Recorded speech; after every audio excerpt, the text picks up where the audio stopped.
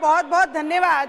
जिस हिसाब से मेरे कॉलीग्स ये हाउस में ये बता रहे हैं महाराष्ट्र में किस तरीके से खंडनी वसूली का काम किया जा रहा है, मैं आपको बताना चाहूंगी, जो व्यक्ति 16 साल सस्पेंड रहा, जो व्यक्ति 60 दिन पुलिस स्टेशन में रहा, जेल में रहा, उसे फिर से रीजॉइनिंग किस बेस पे की गई?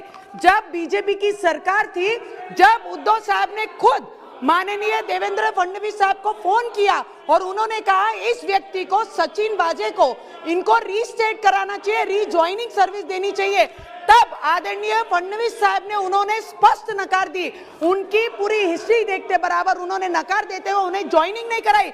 जिस दिन उद्धव ठाकरे की सरकार आई, ठाकरे सरकार चेयर पे बैठे, उसी वक्त परम सिंह जी को फोन करके उन्होंने पहला काम कराया कि सचिन वाजे को ज्वाइन करवाइए। मुझे बताइए, आप सचिन वाजे के कारण परमवीर सिंह को सस्पेंड कराते हैं, उनकी बदली करवाते हैं। मुझे आपसे एक विनंती करना है कि गृह मंत्री का नाम आ रहा है, अध्यक्ष महोदय, बहुत इंपॉर्टेंट सब्जेक्ट है। अगर इस तरीके से देश में खंडनी वसूली का चक्कर शुरू हुआ तो पूरे देश में ये चीजों को फॉलो किया जाएगा। मैं आपसे विनंती करती हूँ, 2 मिनट सर, 2 मिनट सर, जिस तरीके से बाकी लोगों पे आरोप लगे, मैं आपको बताती हूँ कि हमारे महाराष्ट्र में मुख्यमंत्री जी के ही बोलने के कारण ये सब प्रकरण चल रहा है, बाकी कोई इसमें इन्वॉल्व नहीं है।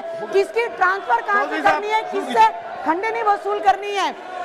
और ये जो यहाँ पर खड़े हैं, जो सीएसआर फंड के बारे में बात कर रहे हैं, अगर सिर्फ मुंबई से 100 करोड़ वसूली अगर महीने की होती होगी तो पूरे महाराष्ट्र से। आप प्रारंभ कीजिए, आप बोलिए,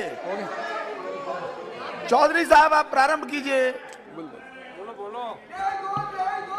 सभापति महोदय, आपको बहुत बहुत धन्यवाद।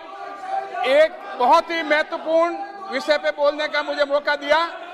मैं ये बताना चाहूंगा कि पुलिस अधिकारी ने चिट्ठी लिखने के पहले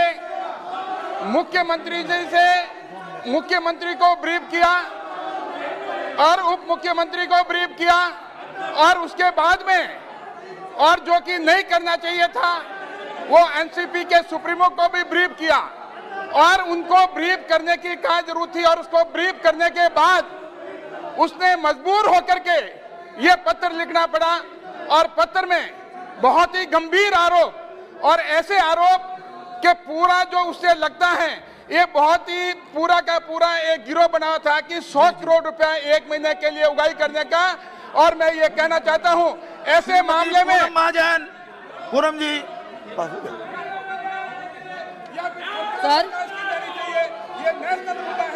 सर ये 3 पहियों की सरकार है, एक पहिया दूसरे के साथ चल नहीं रहा है।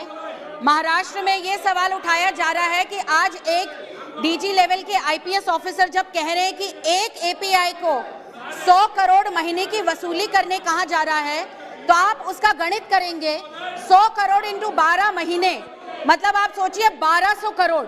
और उसके बाद आने वाले 5 साल जब एक एपीआई से 6000 करोड़ की अपेक्षा हो रही होगी, तो आप सोचिए राष्ट्रवादी कांग्रेस पार्टी एनसीपी के गृह मंत्री और कितने एपीआई से पैसा वसूल करना चाहते हैं, ये भी बहुत सवालिया निशान खड़ा रहता है। दूसरी जरूरी बात सर, मुझे ये समझ नहीं आ रहा है, जब गृह मंत्री नेशनलिस्ट कांग्रेस पार्टी का है, वो हिम्मत कर रहे हैं कि हम पैसा भी लेंगे और हम हमारा इस्तीफा भी नहीं देंगे, तो शिवसेना को मिर्ची लगी है, इसका मुझे समझ नहीं आ रहा है कौन किसी की चाकरी कर रहा है और कौन किसके लिए काम कर रहा है। हम इसका विरोध करते हैं और आज हम ये मांग करते हैं, संसद को पारित करने हैं, काफी काम संसद के सामने है, इसलिए शून्य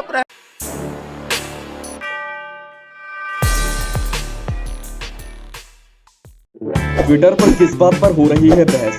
मोदी ने कौन सा बड़ा ऐलान कर दिया? इंस्टाग्राम पर क्या फैला है? क्रिकेट जगत में किसने छुड़ाए किसके चक्के? राजनीति में क्या हो रही है उठापटक? किसने किस पर कसा तंज? अब इन सब की जानकारी मिलेगी एक ही जगह पर। जी हाँ, सब्सक्राइब करके द हिंदुस्तान मिरर को और पाएं डेली न्यूज, राजनीतिक उठापटक, क्रिकेट की खबरें और भी बहुत कुछ, सिर्फ और सिर्फ द हिंदुस्तान मिरर। तो अभी स्क्रीन पर दिख रहे रेड बटन को दबाकर जुड़ जाए द हिंदुस्तान मिरर के साथ। धन्यवाद।